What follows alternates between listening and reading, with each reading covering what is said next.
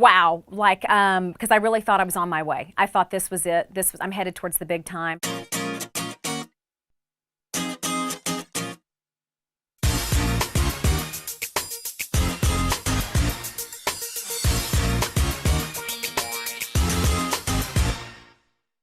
Have you ever been on the path to pursue your dreams and everything is going great, and then you hit some bumps in the road and you have to make the decision, do I continue to pursue that dream or do I just give up and say I tried?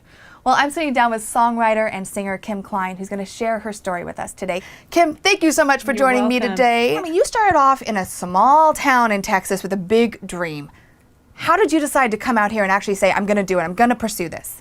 Music is something I've wanted to do my entire life, and I knew coming from a small town, I mean, I think anybody can relate to that. They always want to get out of that small town and the big city, big bright lights. But that's easy to say, but it takes a lot of courage to move away from everything that's comfortable. My family's here, I grew up here.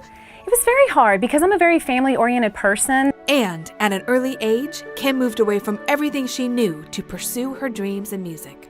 It takes a lot of adjusting. It was very, very difficult for me in the beginning. Still is to this day. Yeah. So you came out to LA. Tell me about kind of your rise as you were starting to really kind of get known. You were charting with some really big people. We started in the smaller markets at radio. Radio and the fans were responding to me very well. My single was called Inside. And I ended up jumping onto top 40, and it was just the most amazing feeling because you feel like, okay, there's really something here now, and now I know why I've gone after this, my passion. I'm crying, I'm dying, on the inside, I'm falling, I'm trying, on the inside, I'm lying, denying. After moving to Los Angeles, Kim's music career skyrocketed. And at one point who was an opening act for you? Oh gosh, I was on a bill with Katy Perry.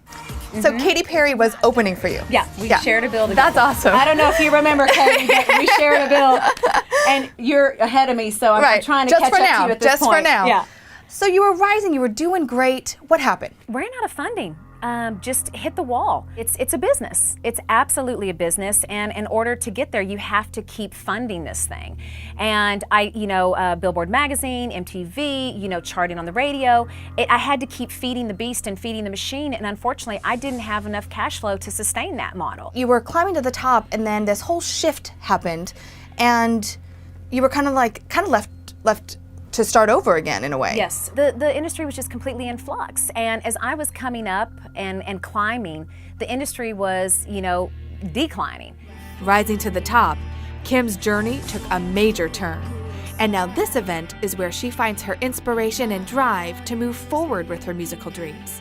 Everyone looks like they're such an overnight success, but everyone that has reached a certain level of success has had some sort of challenge or crisis or life, obstacle to overcome. And one of them was your mom. What happened? And I got a phone call that my mother had been rushed to the hospital in my hometown. During that time, it went from her being in our little hospital in Graham to having to be transferred to Fort Worth, which is the nearest largest hospital. And in that transition in the ambulance, she had a brain aneurysm. The brain aneurysm rupturing caused the heart attack to happen on top of that. My mother was basically DOA, dead on arrival. She passed and they brought her back. And it's just one of those things, it's your worst nightmare. Your mom's your best friend like my mom is mine, so I'm sure it was heart-wrenching to go through. Devastating. My mother's my world, and she's my inspiration. That's the reason why I do what I do. She put me around music from, since I was a toddler. Yeah. And that was a very difficult time because I was really starting to make a lot of strides with my career. And I'm in the waiting room, while they're taking care of my mother. And it's Sony, and they're like, we'd like to set up a meeting with you to talk to you about your music. And I'm like, I can't come. And did you ever think at that point, well, you know what? Kind of my journey's over here. This happened, and so I'm going to just go back to Texas or give up and just kind of focus on mom. And I was very prepared to go back home and take care of my mother if that's what I had to do. If I have to give up my dream and my career, that was more important to me. Tragedy struck, and Kim was forced to make a decision. She's okay. She's, definitely changed. I literally saw my mother be reborn in neuro ICU. Just the movement of one finger. Just to be able to wiggle a couple of toes. It was just like, it was a miracle, absolute miracle. My mother is absolutely a fighter and a survivor, and she's my miracle and my inspiration. So Kim, what would you tell someone who is like you 10 years ago, that really wants to pursue their music, that maybe is in a small town? What would you tell them to do? Okay. For me, honestly, I would say go for it. If this is what you want, someone wants, and for me it's what I want, needs to be my 100% focus. And that way, it's everything goes into that. Every ounce of energy, everything that I do is right there focused on being what I want to be and create in my life. Okay, I know everyone is dying, Kim, to hear your voice. If they haven't had the chance yet, will you just sing a little something for us? Sure. And I keep on falling